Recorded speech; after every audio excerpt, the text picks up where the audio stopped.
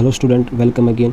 तो इसी PYQ की सीरीज़ में एक नया वीडियो CDS 1 2022 का स्टार्ट करते हैं। फर्स्ट क्वेश्चन से, if the magnification produced by a lens is +2 then the image is formed. अगर किसी लेंस की मैग्निफिकेशन +2 है तो जो इमेज बनेगी वो कैसी बनेगी। तो मैग्निफिकेशन अगर मोर देन 1 है, कभी भी इस टाइप की क्वेश्चन हर साल एक क्वेश्चन इसमें पूछा जाता है। मैग्निफिकेशन लेंस का तो एक क्वेश्चन कन्फर्म है, CDS में साइंस में लेंस से 1 या 2 क्वेश्चन कन्फर्म है। तो मोर देन 1 अगर मैग्निफिकेशन है ना, तो जो इमेज बनेगी ना वो मैग्नीफाइड बनेगी। मोर देन 1 है तो मैग्नीफाइड होगी, और लेस देन 1 है तो वो डिमिनाइज्ड होगी। और अगर मैग्निफिकेशन पॉजिटिव है, मैग्निफिकेशन पॉजिटिव है तो जो इमेज बनेगी वो बनेगी इरेक्ट और वर्चुअल। इरेक्ट और वर्चुअल। जबकि नेगेटिव है तब बनेगी इन्वर्टेड और रियल। इन्वर्टेड और रियल। तो इसमें मैग्निफिकेशन पॉजिटिव है, +2 पॉजिटिव, तो पॉजिटिव द इमेज बनेगी इरेक्ट और वर्चुअल। तो इसमें इरेक्ट और वर्चुअल A और C है। अब अगर कॉन्वेक्स लेंस है जिसकी पावर +2 है, तो वो जो लार्जर देन ऑब्जेक्ट, क्योंकि कॉन्वेक्स लेंस सभी लाइट के एक पॉइंट के ऊपर मर्ज कर देता है, तो वो जो इमेज बनेगी वो लार्जर देन ऑब्जेक्ट बनेगा। Option number C, erect, virtual और larger than the object. Question number second, what is the correct sequence of resistivity of silver, nichrome and glass at the room temperature. Resistivity बतानी है silver, nichrome और glass की room temperature में। तो glass जो है ना, ग्लास है नॉन कंडक्टर। अगर आप इसको इलेक्ट्रिसिटी से टच करवाएंगे तो इसके अंदर से इलेक्ट्रिसिटी नहीं फ्लो करेगी, तो नॉन कंडक्टर है। तो नॉन कंडक्टर है तो इसकी रेजिस्टिविटी क्या होगी, इसकी रेजिस्टिविटी सबसे ज़्यादा होगी। जिसकी जितनी ज़्यादा रेजिस्टिविटी होगी वो उतना ही कम करंट फ्लो करने देगा। तो सबसे ज़्यादा रेजिस्टिविटी ग्लास की, क्योंकि ग्लास के अंदर से बिल्कुल भी करंट फ्लो नहीं करता। तो सिंपल है, ग्लास में सबसे कम, उससे ज़्यादा नाइक्रोम। नाइक्रोम क्या होता है दोस्तों, नाइक्रोम एक प्रकार का एलॉय है। नाइक्रोम एक प्रकार का एलॉय है जो कि बना होता है निकल, क्रोमियम और आयरन से। ये एक हीटिंग एलिमेंट है। हीटिंग एलिमेंट, घर में जो हीटर होते हैं ना उसमें इसका प्रयोग किया जाता है। इसकी बहुत ज़्यादा रेजिस्टिविटी होती है। ये क्या करता है, large amount of energy convert करता है हीट में। Large amount of energy convert करता है लार्ज अमाउंट ऑफ हीट में, जिसका प्रयोग हम घर में हीटर के रूप में करते हैं। और ग्लास एक एमोर्फस नॉन मेटल है। एमोर्फस नॉन मेटल है जो कि बनी होती है सिलिकॉन। ग्लास बना होता है सिलिकॉन डाइऑक्साइड से। तो इसमें option number B right answer रहेगा, क्योंकि सबसे ज़्यादा रेजिस्टिविटी होती है ग्लास की, जो अपने अंदर से करंट फ्लो ही नहीं करने देता, इतनी ज़्यादा रेजिस्टिविटी है। सेकंड पे नाइक्रोम की, जो बहुत ही ज़्यादा हीट प्रोड्यूस करता है इतनी ज़्यादा रेजिस्टिविटी के कारण। और थर्ड नंबर पे है सिल्वर, जो कि सबसे ज़्यादा चालक, मोस्ट कंडक्टिविटी मेटल जो है वो सिल्वर है। सिल्वर। तो option number B। Question number third, at the time of short circuit the current in A circuit. अगर 2 वायर भिड़ती हैं और उनमें शॉर्ट सर्किट हो जाता है तो उस शॉर्ट सर्किट के समय करंट जो होता है वो रिड्यूस होगा, या उसमें कोई चेंज नहीं होगा, या इंक्रीज होगा, या फ्लक्चुएट करेगा। तो इसमें option number C right answer है, इंक्रीज हैवीली। बहुत ज़्यादा मात्रा में बढ़ेगा करंट। अगर कहीं पे शॉर्ट सर्किट होता है तो वहाँ पे करंट बढ़ेगा। Question number fourth, which of the following statement is not correct. इनमें से कौन सी स्टेटमेंट करेक्ट नहीं है। An electric motor convert electric energy to mechanical energy. एक मोटर होती है, लाइट इलेक्ट्रिसिटी से चलती है और मैकेनिकल एनर्जी देती है, तो इलेक्ट्रिक एनर्जी को चेंज करती है मैकेनिकल एनर्जी में। ये राइट है। सेकंड देखते हैं B, an electric generator works on the principle of electromagnetic induction. Electric generator है वो इलेक्ट्रोमैग्नेटिक इंडेक्स पे काम करता है, जिसके अंदर एक कॉइल होती है वो रोटेट करती है in the presence of in the presence of uniform magnetic field जिससे करंट इंड्यूस होता है। जब एक कोयल रोटेट करती है presence of uniform magnetic field, तब इसमें करंट इंड्यूस होता है। इस प्रिंसिपल पे इलेक्ट्रिक जनरेटर काम करता है। बी भी राइट है। सी देखते हैं। The magnetic field at the centre of a long circular coil carrying current will be parallel straight line. एक कोयल है, ऐसे एक बार यहाँ से जुड़ रखा है, एक यहाँ से करंट फ्लो हो रहा है इसके अंदर, तो इसकी जो मैग्नेटिक फील्ड लाइन है वो इस प्रकार होंगी, स्ट्रेट होंगी। इसके अंदर से जो इनकी बाहरी होंगी वो ऐसे बाहर की तरफ, दोनों अलग अलग दिशाओं में। ये इसकी मैग्नेटिक फील्ड लाइन से, मैग्नेटिक फील्ड किस तरह प्रभावित होता है, किस तरह फॉलो करता है मैग्नेटिक फील्ड, तो इसके अंदर की जो लाइन है वो स्ट्रेट लाइन है। यही बात ऑप्शन सी में लिखी है। The magnetic field at the centre of a long circular coil carrying conductor will be parallel straight line. तो ऑप्शन नंबर सी भी राइट आंसर। तो ऑब्वियसली डी रॉन्ग होगा। डी क्या है? A wire with a green insulation is usually the live wire. बिल्कुल गलत है। जो ग्रीन होता है ना, जो ग्रीन कोटिंग होती है वायर के ऊपर, इंसुलेशन होता है, वो होता है अर्थ वायर होता है। और जो रेड होता है, रेड वायर होता है जो, वो होता है लाइव वायर, जिसे फेज वायर भी कहते हैं। और एक ब्लैक होता है न्यूट्रल वायर। इसमें option number D right answer है। A wire with a green insulation is usually the live wire of a electric supply. ये लाइव वायर नहीं, ये अर्थ वायर होगा। Question number 5।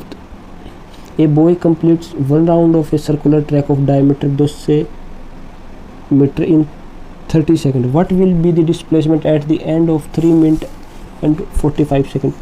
एक सर्कुलर ट्रैक है, ठीक है, उसके जो डायमीटर है ना, डायमीटर है उसका 200 मीटर। और एक लड़का है जो इसको 30 सेकंड में पार कर देता है।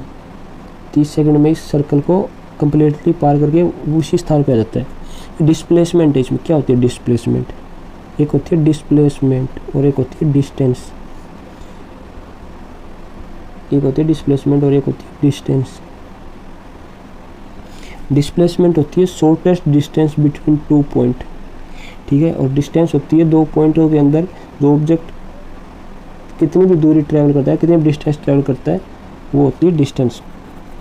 डिस्प्लेसमेंट पूछा इस क्वेश्चन में कि एक सर्कल है 200 मीटर, उसकी डायमीटर है, और 30 सेकंड में एक चक्कर पूरा करता है, एक राउंड पूरा करता है।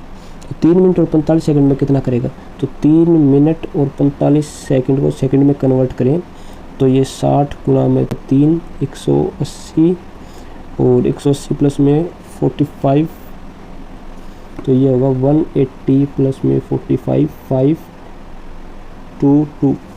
225 सेकंड। और ये एक चक्कर पूरा करता है 30 सेकंड में, तो ये होंगे 7.5, यानी कि 7 जो राउंड है वो कंप्लीट कर लेगा और एक हाफ राउंड बचेगा। तो 7 राउंड ये ऐसे रोटेट करेगा तो 7 राउंड में वापस ये वहीं पे आ जाएगा। फिर इसके पास हाफ राउंड और रहेगा, और हाफ राउंड ये यहाँ से चल के फिर इसने ये हाफ राउंड क्लियर कर लिया और ये यहाँ पे पूछ गया, ठीक है। अब इसने पूछा है यहाँ से, जिसने शुरुआत की थी ना जहाँ से, और अब जहाँ पे फाइनल किया, उसके बीच की जो डिस्प्लेसमेंट है वो कितने, तो इसके बीच की डिस्प्लेसमेंट है 200 मीटर, जो कि इसके सर्कल का डायमीटर भी है। सर्कल की एक खास बात होती है, इसमें सर्कल में पूरा रोटेशन कवर करने के बाद फाइनल वहीं पे पहुंच जाते हैं जहाँ से इनिशियल में शुरुआत की थी। तो टोटल डिस्प्लेसमेंट 0 हो जाती है, बट डिस्टेंस 0 नहीं होती। डिस्टेंस उतनी होती है जितने सर्कल उसने कवर किया है, बट डिस्प्लेसमेंट उतनी होती है जहाँ से उसने शुरुआत की थी और वहीं पे उसने ख़त्म किया, तो वो 0 हो जाती है डिस्प्लेसमेंट। तो इसका राइट आंसर रहेगा 20 मीटर। तो question number 6, the number of moles of oxygen gas used in the complete combustion of 1 mole of glucose। 1 mole of glucose को कंप्लीट कंबसन के लिए ऑक्सीजन के कितने मोल्स की जरूरत है? तो option number C right answer, 6 moles की जरूरत है। C6H12O6 को अगर 6O2 के साथ रिएक्शन किया जाए तो ये 6CO2 प्लस में H2O फॉर्म करेगी। ये ग्लूकोज है, H12O6 और उसके साथ 6 मॉलिक्यूल ऑक्सीजन को अगर लेते हैं तो ये कंप्लीट कंबशन हो जाएगा, ये कंप्लीट रिएक्शन बुरी हो जाएगी। तो ऑप्शन नंबर 6 इसका राइट आंसर है। Next question, question number 7, what happen to the gravitational force between two object if the mass of one object is doubled and the distance between them is also doubled.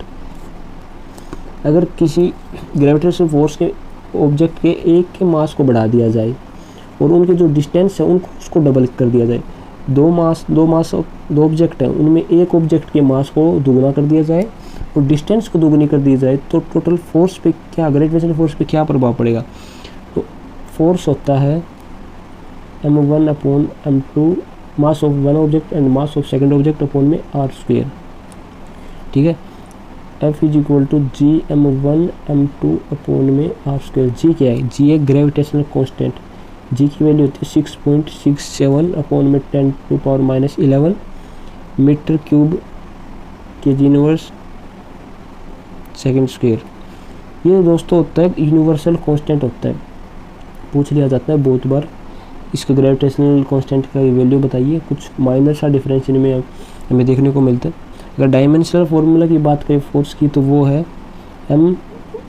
mL/T-2 और अगर SI unit की बात करें तो वो है दोस्तों Newton. तो अब आते हैं क्वेश्चन की ओर। ये तो कुछ बेसिक थे, बेसिक भी ज़रूरी होते हैं क्योंकि बहुत बड़ा एग्जाम में बेसिक भी पूछ लिए जाते हैं, एफएट में भी पूछ लिए जाते हैं बेसिक।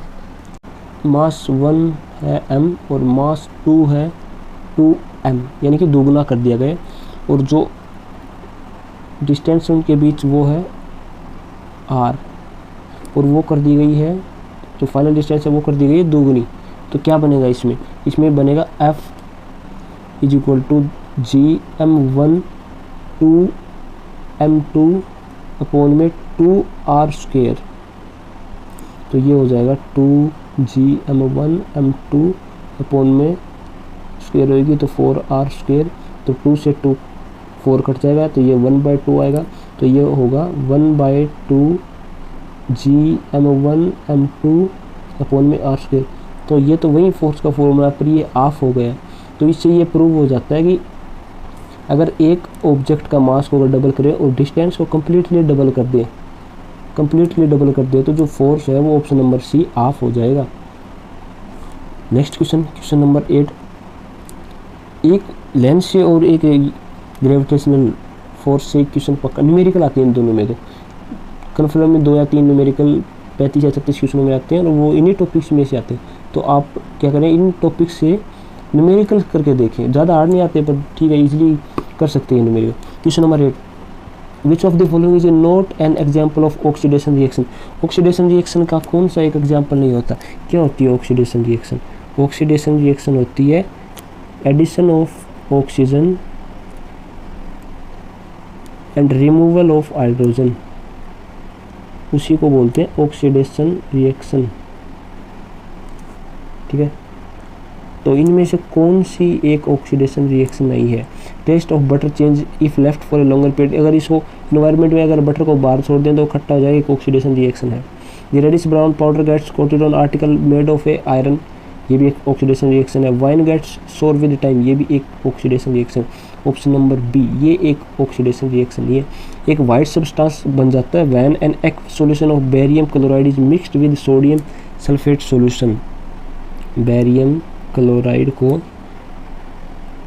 अगर सोडियम सल्फेट के साथ मिलाते हैं तो एक वाइट पीपीटी प्राप्त होती है, प्लस में 2NaCl प्राप्त होता है।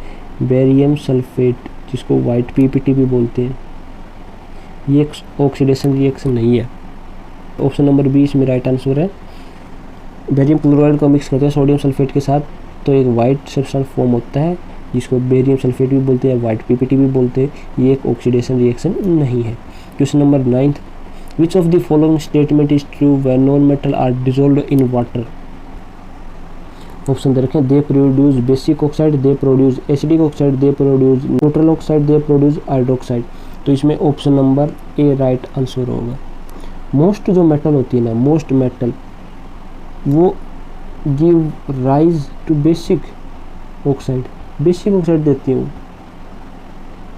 और वो मेटल के साथ रिएक्शन भी करती है। मेटल के साथ रिएक्शन करके बेस ऑक्साइड देती हैं, जबकि जो नॉन मेटल होती है ना, नॉन मेटल वो रिएक्शन नहीं करती वाटर के साथ, बट वो एसिडिक ऑक्साइड देती हैं। ठीक है, रिएक्शन नहीं करती फिर भी एसिडिक ऑक्साइड देती है। फॉर्मेशन ऑफ H प्लस कोज करता है एसिडिक, और फॉर्मेशन ऑफ OH कोज करता है बेसिक नेचर। अगर रिएक्शन की बात करें तो नॉन मेटल CO2 प्लस में H2O तो बनेगा ये कार्बोनिक एसिड H2CO3, जो कि एक एसिड है। वाटर के साथ अगर कार्बन डाइऑक्साइड की रिएक्शन कराए जो कि नॉन मेटल है तो वो देती है कार्बोनिक एसिड, जो एक एसिड है जिसकी प्रॉपर्टी एसिडिक है। तो रिएक्शन करके, और option number B right answer है, एसिडिक ऑक्साइड देती है। Next question number 10th, methanoic acid is normally found in, methanoic acid क्या इसमें पाया जाता है? Muscles, urine, ant sting, womens. तो ये पाया जाता है दोस्तों एंट स्टिंग, जो चींटी का डक होता है ना उसके अंदर पाया जाता है methanoic acid. Next question number 11th, video थोड़ी लंबी हो सकती है, थोड़ा जल्दी करने की कोशिश करेंगे। What is the number of moles of helium in 104 gram of helium gas?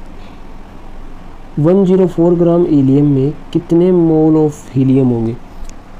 तो इसमें हीलियम एक इनर्ट गैस है,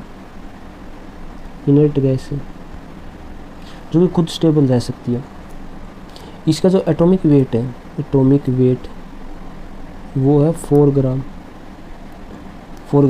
क्या होता है एटॉमिक वेट? दो चीज़ होती है, एक होती है एटॉमिक वेट और एक होता है मोलिकुलर वेट।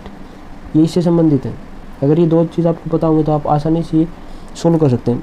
क्या होते हैं? एटॉमिक वेट जो होता है वो होता है, जैसे कार्बन है, कार्बन 12 पे आता है,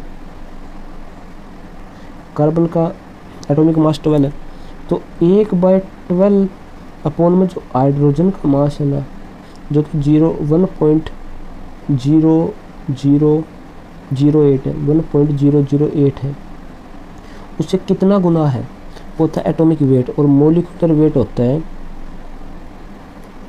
मोलिक्यूल अपॉन में जो कार्बन है, कार्बन का 112 से जो मोलिक्यूल है उस एटम या उस गैस के, उस एलिमेंट के, वो कितने गुना है उसको मोलिकुलर वेट बोलते हैं। कार्बन का 1/12 अपॉन में हाइड्रोजन का एटॉमिक मास कितने गुना है वो होता है उसका एटॉमिक वेट। और मोलिक्यूल अपॉन में कार्बन का 112 होता है, वो होता है एटॉमिक वेट, और वो होता है मोलिक्यूल वेट।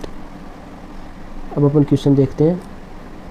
क्वेश्चन में मोल्स पूछ रखे हैं, तो number of moles is equal to molecular weight of helium upon में वेट ऑफ हीलियम। तो जो कि मोलिकुलर वेट है वो है दोस्तों 104 ग्राम, और जो एटॉमिक वेट है वो है 4 ग्राम। तो 4 से डिवाइड करेंगे 104 को, तो ये 2 पे अपन 24, ये होगा 26 इसका राइट आंसर। तो इसलिए मैंने आपको बताया था कि एटॉमिक वेट क्या होता है और एटॉमिक वेट क्या होता है और मोलिकुलर वेट क्या होता है। तो नंबर ऑफ मोल्स होंगे मोलिकुलर वेट ऑफ हीलियम और एटॉमिक वेट ऑफ हीलियम। जो मोलिकुलर वेट है इन्होंने दे रखा है 104 ग्राम, और जो एटॉमिक वेट होता है जो कि प्रोटॉन और न्यूट्रॉन से मिलकर बना होता है, उसको डिवाइड करेंगे तो ये 26 हमारा राइट आंसर, बी हमारा राइट आंसर हो गया। Next question number 12, while burning hydrocarbon fuels if we saw yellow flame with lots of black smoke it's mean the fuel is. जब हाइड्रोकार्बन्स को फ्यूल करते समय हमें पीले रंग की फ्लेम देखें, वो भी काले धुएं के साथ, तो इसका क्या मतलब होता है? इसका made of saturated hydrocarbons, made of unsaturated hydrocarbons, या बर्निंग कम्प्लीटली या वेट। तो इसमें से कौन सा हमारा राइट आंसर रहेगा? तो राइट आंसर रहेगा मेड ऑफ अनसैचुरेटेड हाइड्रोकार्बन्स। क्या होते हैं सैचुरेटेड हाइड्रोकार्बन्स? वो होते हैं जिनमें कार्बन सिंगल बॉन्ड होता है, और अनसैचुरेटेड हाइड्रोकार्बन होते हैं जिनमें डबल या ट्रिपल बॉन्ड होता है कार्बन कार्बन के बीच। हाइड्रोकार्बन फ्यूल ड्राइव्ड होता है हाइड्रोकार्बन से, एग्जाम्पल गैसोलीन या जेट फ्यूल। अगर कंप्लीटली बर्न होता है तो सैचुरेटेड हाइड्रोकार्बन से बना होता है, बिल्कुल क्लीन और नीट फ्यूल जलता है।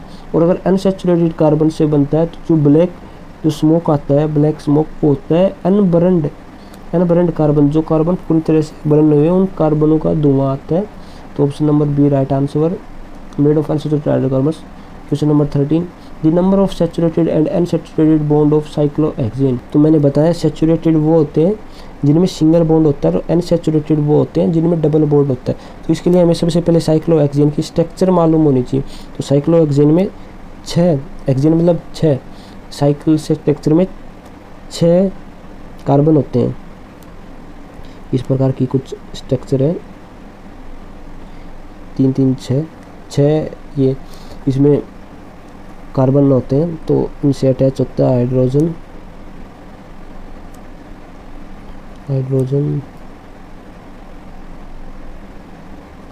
एक कार्बन 4 बॉन्ड बनाता है, 2 बॉन्ड तो अपने कार्बन से और 2 हाइड्रोजन से बनाएगा। फॉर्मूला होता है साइक्लोहेक्सेन का C6H12। तो इनमें एक बात तो है, इनमें अनसैचुरेटेड बॉन्ड एक भी नहीं है, मतलब अनसैचुरेटेड जिसमें डबल बॉन्ड हो या ट्रिपल बॉन्ड हो वो एक भी नहीं, सारी सिंगल बॉन्ड है, तो ये 0 आएगा। तो ऑप्शन नंबर ए और सी के अंदर ही 0 है, तो मतलब दोनों इनमें से कंफर्म होगा। अब सैचुरेटेड देख लेते हैं कितने बॉन्ड है, हाइड्रोजन से कितने बॉन्ड ये शेयर करता है। तो 2 2 4 6 8 10 और 12 13 14 15 16 17 18 12 करता है हाइड्रोजन से और 6 करता है कार्बन से, तो टोटल 18 बॉन्ड ये सैचुरेटेड करता है। तो 18 सैचुरेटेड और 0 अनसैचुरेटेड बॉन्ड शेयर करता है साइक्लोहेक्सेन। तो option number C right answer रहेगा। तो next question number 14, which one of the following statement is not correct with regard to genetically modified organism, GMO, genetic modified organisms के बारे में इनमें से कौन सा ऑप्शन सही नहीं है। तो इसमें ऑप्शन नंबर ए देखते हैं, in this technique a gene from one organism is isolated and transferred to cell of another. बिल्कुल राइट, एक जीन होता है, एक ऑर्गेनिज्म में आइसोलेट करके दूसरे में ट्रांसफर किया जाता है। Option number B, this technique has application only in plants. ये बिल्कुल गलत है दोस्तों, ये प्लांट्स में भी, एनिमल्स में भी, या और यहाँ तक कि माइक्रोब में भी लागू होती है। माइक्रोब में भी जीन ट्रांसफ़र कर सकते हैं, जीन चेंज कर सकते हैं, जीन इंजीनियरिंग कर सकते हैं। तो ये इसका राइट आंसर है। ऑप्शन नंबर सी देखते हैं, gene for insect resistance may spread from crop to wild crop, बिल्कुल राइट है। To produce a transgenic animal then the novel genes are inserted at a very early stage of development, D भी right है। तो option number B इसमें right answer रहेगा। Question number 15, suppose due to an accident the delicate lining of mouth and oesophagus of a person is injured, in the case of which of the following tissue is will be affected, smooth muscles, cuboidal epithelium, squamous epithelium, striated muscles. Oesophagus से mouth तक में जो muscles होती हैं वही तो infected होंगी, वही तो इंजर्ड होंगी, तो वो कौन सी मसल्स हैं। तो वो मसल्स पाई जाती हैं दोस्तों, स्क्वेमस एपिथेलियम पाई जाती है माउथ और ओइसोफेगस में, वही इंजर्ड होगी। स्मूथ मसल्स पाई जाती हैं दोस्तों ओइसोफेगस से लेके स्टमक, इंटेस्टाइन और लंग्स के अंदर। क्यूबोइडल एपिथेलियम की बात करें तो ये पाई जाती हैं नेफ्रॉन में, किडनी के नेफ्रॉन में, ओवरीज में। और अगर स्ट्रेटेड मसल्स की बात करें तो ये 40% बॉडी पार्ट कवर करती हैं। ये अटैच होती हैं बोन और मसल्स से, बोन से अटैच होती हैं और स्केलेटन और बोन से अटैच होती हैं। 40% कवर करती हैं हमारी बॉडी का। Option number C right answer. Next question number 16, which of one of the following statement is correct about cell membrane.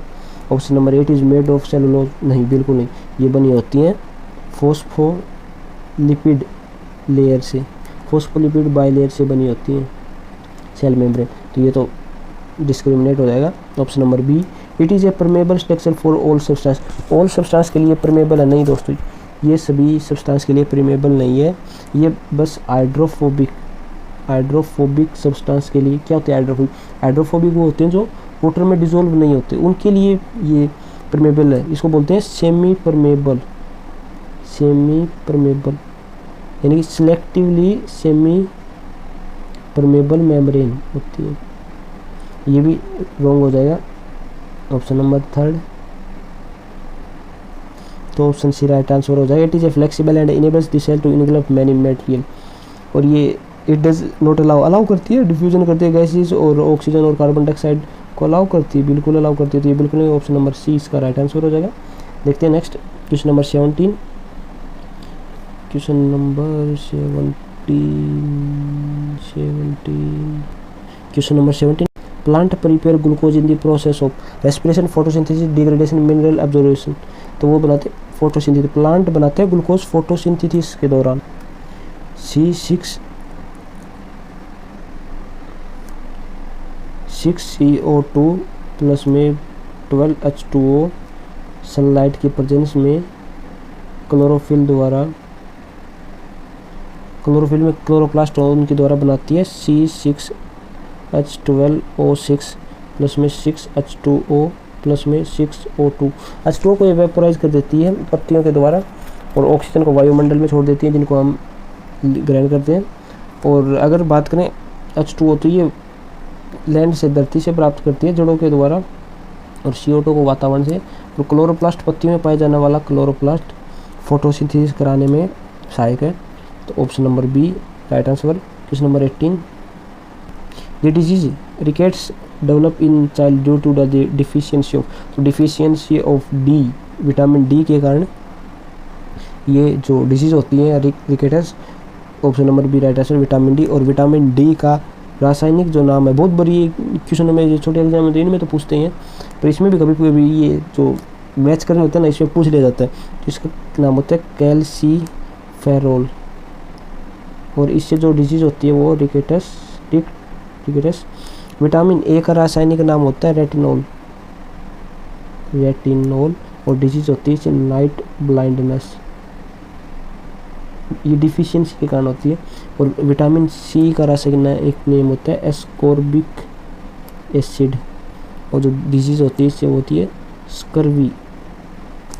और विटामिन बी की बात करें तो इसका रासायनिक नेम होता है थायमीन, और जो डिजीज़ होती है वो बेरी डिजीज़ होती है। तो ये कुछ इंपॉर्टेंट थे इनके।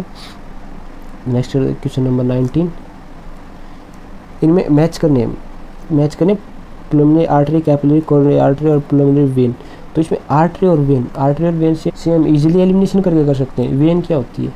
वेन होती है जो बॉडी से हार्ट में ब्लड ले जाए, ठीक है। और आर्टरी क्या होती है? आर्टरी होती है जो हार्ट से बॉडी में ब्लड ले जाए। बट जो प्लमनरी आर्टरी होती है ना और प्लमनरी वेन होती है, इनका जो फंक्शन होता है ना वो अपोजिट होता है, क्योंकि ब्लड जो डबल सर्कुलेशन करता है या हार्ट से अपने बॉडी में और हार्ट से लंग्स में, तो हार्ट से जो लंग्स में लेके जाते हैं और जो लंग्स से हार्ट में लेके आते हैं, उनमें पल्मोनरी आर्टरी और पल्मोनरी वेन्स बहुत साइकिल है, तो ये उल्टा फंक्शन करने लग जाती है। इसके अंदर वेन जो बॉडी से हार्ट तक ले जाती है ना, वो हार्ट से लंग्स के अंदर ले जाएगी। Easily option number A right answer हो जाएगा।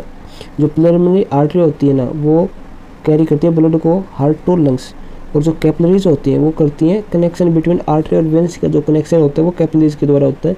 और जो कोरोनरी आर्टरी होती है वो कैरी करती है blood to heart muscle. Heart muscle को भी फंक्शन करने के लिए ब्लड की जरूरत होती है, तो वो कोरोनरी आर्टरी प्रोवाइड कराती है। और पल्मोनरी वेन की बात करती है, carries blood from lungs to heart, lungs से हार्ट तक ब्लड लेके जाती है।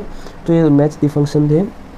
Next question number 20, which of the following statement is true with regard to green house. तो इसमें option number A right answer रहेगा। इसमें क्या है, शॉर्टर जो वेवलेंथ होती हैं, शॉर्टर वेवलेंथ होती है जो सन की, वो इंटर करती है ग्रीन हाउस के अंदर इंटर करती हैं।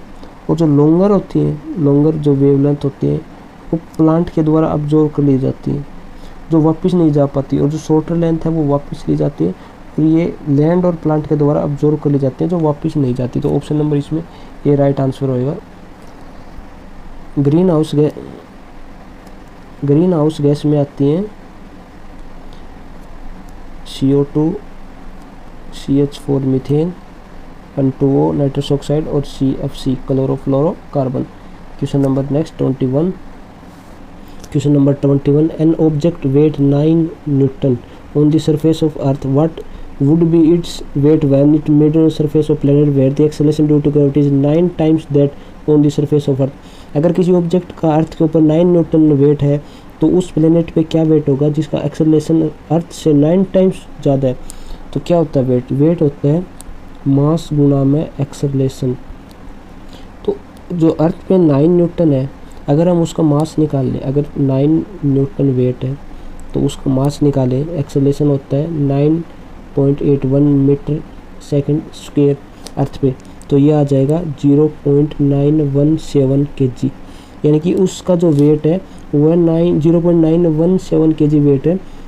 तो अगर उस वेट को हम 0.917 kg वेट को ऐसे प्लेनेट पे ले जाएं जिसका 9 टाइम्स होगा ग्रेविटी ड्यू टू एक्सेलरेशन, तो 9 टाइम्स क्या होगा? 9 इंटू 9.81, तो ये होगा total 0.917 multiply 8825 metre second square, तो ये टोटल बनेगा वेट 80.93 न्यूटन, यानी कि लगभग ये 81 न्यूटन बनेगा। तो 9 न्यूटन अर्थ पे था और वहाँ पे होगा 81 न्यूटन, तो कितने गुना हुआ? तो 9 गुना हुआ। तो the weight would become 9 times the weight of earth in this planet where the acceleration due to gravity is 9 times to the earth. तो option number C right answer. Question number 22, the twinkling of star is due to, तारों का चमकना किसके कारण होता है? तो तारों का चमकना एटमॉस्फेरिक रिफ्रैक्शन के कारण होता है। यानी कि एक लाइट आती है और वो जो एटमॉस्फेयर होता है उसके अंदर से होते हुए डेंसर टू डेंसर मीडियम में आती है, तो वो अपने रिफ्रैक्शन के कारण स्टार चमकते हैं। Question number 23, a convex lens has focal length 15 centimetre, at what distance should an object be placed in the front of lens to get a real image of the same object. एक convex lens है जिसकी 15 centimetre focal length है, उसके आगे object को कितनी दूरी पर रखा जाए कि वो रियल इमेज जो उसकी वो प्राप्त होगी? तो 1/, focal length is equal to 1/, में ऑब्जेक्ट प्लस 1/, में इमेज डिस्टेंस। ये ऑब्जेक्ट डिस्टेंस और ये इमेज डिस्टेंस। तो इसमें जो ऑब्जेक्ट बनेगी वो रियल इमेज बनेगी, सेम इमेज बनेगी। और ऑब्जेक्ट को अगर मैग्नीफाई करें तो m is equal to -1/0 is equal to 1, तो इसमें लगभग आएगा 1/50 minus 1/O plus 1/U is equal to -2/U, क्योंकि इसमें हम इमेज डिस्टेंस को उतनी मानेंगे जितनी रियल इमेज है। तो 2/U is equal to 15 multiply 2 30 centimetre. 30 centimetre option number C. 30 centimetre पे अगर हम किसी ऑब्जेक्ट को रखें तो उसके रियल इमेज प्राप्त होगी हमें कॉन्वेक्स लेंस में, जिसकी फोकल लेंथ है 15 centimetre. Next question, question number 24, which one of the following statement about biogas is not correct.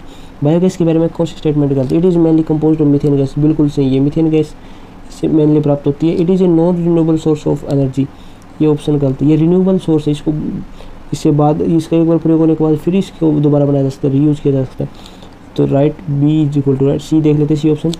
It is form decomposition of cow dung and absence of oxygen, ये दोस्तों सही right है, right है। ये cow dung से बनता है और एब्सेंस ऑफ ऑक्सीजन में बनता है, और इट बर्न्स विदाउट स्मोक और लीव्स नो रेजिस्टेंस, ये राइट है। तो ऑप्शन नंबर बी इसमें रॉन्ग है। तो it is a non renewable source of energy, non renewable नहीं है, renewable source of energy. Next question, question number 25, which of the following mineral acid found in human stomach. तो human stomach में पाया जाता है hydrochloric acid, एक acid होता है जो खाने के पाचन में सहायक है। लैक्टिक एसिड पाया जाता है मसल्स में, जो कि मसल्स में प्रोड्यूस होता है जब ग्लूकोज का ब्रेक डाउन होता है, और इसी की वजह से हमें थकान महसूस होती है। यूरिक एसिड पाया जाता है ब्लड में, जब प्यूनिन का ब्रेक डाउन होता है तो उससे बनता है यूरिक एसिड। और प्यूनिन पाया जाता है दोस्तों पी प्लांट में, मशरूम में, बीन्स में, यहाँ तक कि बियर में भी पाया जाता है। और मेथेनोइक एसिड तो आंट स्ट्रिंग्स में पाया जाता है, जेनेटिक घटक में पाया जाता है methanoic acid. Question number 26, which one of the following living organisms get litmus, तो कौन सा लिविंग ऑर्गेनिज्म है जो लिटमस देता है, प्रोटोजोआ, वायरस, लाइकेन या सैक्रोमाइसिस, तो वो होता है दोस्तों लाइकेन। और लाइकेन होता है दोस्तों एल्गी प्लस में साइनोबैक्टीरिया, ये दोनों जीव एक साथ रहते हैं जिसको लाइकेन बोलते हैं। एल्गी फोटोसिंथेसिस करता है और ये उसे मिनरल्स प्रोवाइड कराता है फोटोसिंथेसिस के, और एल्गी उसे वापस फोटोसिंथेसिस करके फूड बना के साइनोबैक्टीरिया को देते हैं। ये दोनों आपस में साथ में रहते हैं जिसे लाइकेन कहते हैं। और वायरस तो जिसकी वजह से बहुत सारी डिजीज़ होती हैं, जैसे common cold, smallpox, rabies, AIDS और अपना कोरोना वायरस की वजह से होता है। प्रोटोजोआ इसमें मलेरिया का पैरासाइट होता है प्रोटोजोआ में, जिसको बोलते हैं प्लाज्मोडियम, ये एक फाइलम है प्रोटोजोआ। सैक्रोमाइसिस सेर्वेसाई एक प्रकार की फंगी है जो कि अपने ब्रेड बनाने में काम में आती है। Next question number 27, which of the following is the main reason of acid rain, acid rain का जो मेन रीजन है वो क्या है। ऑप्शन नंबर है dissolve of sulphur and nitrogen oxide in rain, बिल्कुल सल्फर और नाइट्रोजन ऑक्साइड रेन में घुल जाते हैं, उसी की वजह से एसिड रेन होती है। और जो एसिड रेन का पीएच होता है वो 5 से नीचे होता है, अगर 5 से नीचे पीएच अगर रेन का है तो वो एसिड रेन है। Option number B dissolve of minerals in rain, rain में तो मिनरल्स होते हैं। डिजोल्व ऑफ डस्ट पार्टिकल से थोड़ी ना एसिड रेन होती है, और ना ही सॉइल, अगर बारिश में या रेन में सॉइल डिजोल्व होती है तो उसकी वजह से। तो option number A right answer, dissolution of sulphur and nitrogen oxide in rain. Next question number 28, mutation in a virus is caused due to change of it, virus में mutation होती है वो किसके चेंज होने के कारण होती है, वो होती है दोस्तों जेनेटिक मटेरियल ऑफ वायरस अगर चेंज होता है तब उसको म्यूटेशन बोलते हैं। और अधिकतर जीवों का, मोस्ट ऑफ लिविंग थिंग्स का जो जेनेटिक मटेरियल होता है जो वो होता है डीएनए। और कुछ वायरसेस हैं, सम वायरसेस, उनका जो जेनेटिक मटेरियल होता है वो होता है आरएनए, राइबोन्यूक्लिक एसिड, और डीऑक्सी राइबोन्यूक्लिक एसिड डीएनए, और राइबोन्यूक्लिक एसिड आरएनए, कुछ वायरसेस का होता है। Question number 29, yeast which is use to make bread belongs to which group, तो ईस्ट होता है वो किस ग्रुप से बिलोंग करता है जो कि अपने ब्रेड बनाने में काम आते हैं। सैक्रोमाइसिस सेर्वेसाई ईस्ट है जो ब्रेड बनाने का काम है वो कौन से ग्रुप से, इसमें भी दोस्तों ग्रुप पूछ रखा है, प्रोटेस्टा, फंगी और मोनेरा किंगडम है। और जो प्रोटोजोआ है वो फाइलम है, मैंने पिछले वीडियो में बताया था, ये kingdom, phylum, class, order, family, genus और स्पीशीज। तो प्रोटोजोआ एक फाइलम है, अगर ये फाइलम पूछता तो हम प्रोटोजोआ कर सकते थे, और अगर ये किंगडम पूछता तो हम प्रोटेस्टा, फंगी, मोनेरा कर सकते थे, बट इसने एक ग्रुप पूछा है तो इसमें option number B right answer होगा, फंगी, क्योंकि ईस्ट एक फंगी है, ये फंगी किंगडम में आती है, इस ग्रुप में आती है। मोनेरा में अपने बैक्टीरिया आते हैं, यूकैरियोटिक बैक्टीरिया आते हैं। तो क्वेश्चन नंबर सिंगल सेल वाले बैक्टीरिया आते हैं, प्रोटेस्टा में भी सिंगल सेल वाले जीव आते हैं। क्वेश्चन नंबर 30, आइफा क्या है, hyphae are produced by yeast, thin thread formed by many fungi, reproductive cell responsible for preventing the cell from losing water in wet condition. तो option number B right answer होता है। ये इस प्रकार की structure होती है फंगी की, थिन थ्रेड, लंबी स्ट्रक्चर होती है, लॉन्ग स्ट्रक्चर उनको बोलते हैं थिन थ्रेड फॉर्मेशन, और मैनी फंगी उनको बोलते हैं hyphae. Question number 31, which of the following variables is या are displayed in population pyramid, तो पॉपुलेशन पिरामिड में कौन सा इनमें से दिखाया जाता है, age group, sex indicator, male और फीमेल का। ऑप्शन भी आपको इसी प्रकार के दे रखे, 1 ओनली, 2 ओनली, बोथ 1 और 2, नाइदर 1 और 2। तो कैसा होता है ये जो होता है पॉपुलेशन पिरामिड, वो इस प्रकार का होता है। यहाँ पे आपको एज मिलेंगी 20, 40, 60, 80, 100, ठीक है। और यहाँ पे आपको संख्या मिलेगी मिलियंस में, 10 मिलियन, 20 मिलियन, 30 मिलियन, 10, 20, 30। और यहाँ पे आपको फीमेल मिलेंगी, यहाँ पे आपको मेल मिलेंगे, यानी कि जो 40 एज के मेल कितने हैं, फीमेल उनकी अपेक्षा कितनी है, या उनकी संख्या कितनी है। तो इस प्रकार का वो होता है पॉपुलेशन पिरामिड, तो उसमें क्या दिखाएगा, एज ग्रुप दिखा दिया गया 40, 60, 80 और सेक्स इंडिकेटर मेल और फीमेल दोनों मिलते हैं इसमें। तो option number C both A and B 1 and 2 दोनों राइट है। Option number C right answer. Question number 32, which one of the following is a accessible but renewable natural source. क्या होते हैं एक्सेसिबल और नॉन एक्सेसिबल? वो source जो एक बार use करने के बाद ख़त्म हो जाए, जैसे कोयल, पेट्रोलियम, और वो सोर्स जो एक बार यूज़ करने के बाद दोबारा आ जाए, कुछ टाइम के बाद दोबारा आ जाए, वो होते हैं नॉन एक्सक्यूजेबल रिसोर्सेज। तो इनमें से कौन सा है?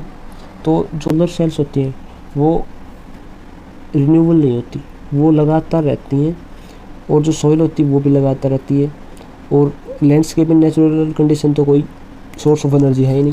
तो वाटर इन यूजेबल कंडीशन एक वेजिटेबल है जो रिन्यूएबल होता है कुछ टाइम के बाद, एक टाइम पे ख़त्म होने के बाद कुछ टाइम के बाद ये फिर रिन्यूएबल होता है। तो ऑप्शन नंबर 20 का राइट आंसर है। Question number 33, fat in human body stored in. Human body में जो फैट होती है वो स्टोर्ड किस में होती है? Adipose tissue, red blood cells, muscle tissue और एपिथेलियम टिश्यू। तो वो होती है दोस्तों एडिपोज टिश्यू में।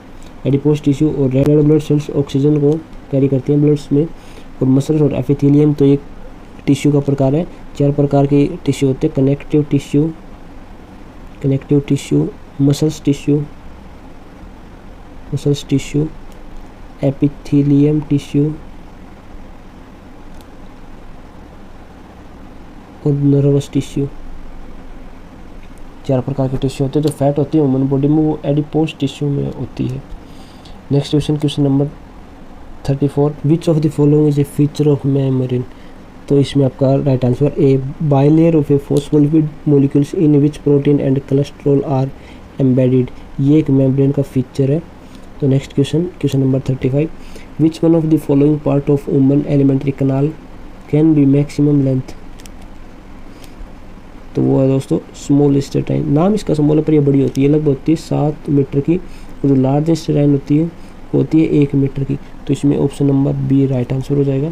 तो इसी के साथ हमारा वीडियो यहाँ पे समाप्त होता है, फिनिश होता है, और इसी तरह की सीरीज़ आती रहेंगे। आज CDS 1/2022 जो कि अप्रैल में हुआ था, उसकी साइंस के सभी क्वेश्चन 35 क्वेश्चन थे वो सभी कंप्लीट हो गए। इसकी पॉलिटी या हिस्ट्री की भी बनाएंगे, अभी सभी एक बार साइंस की कंप्लीट हो जाते हैं। और इसके फिर एग्ज़ाम आ गए 2022 में,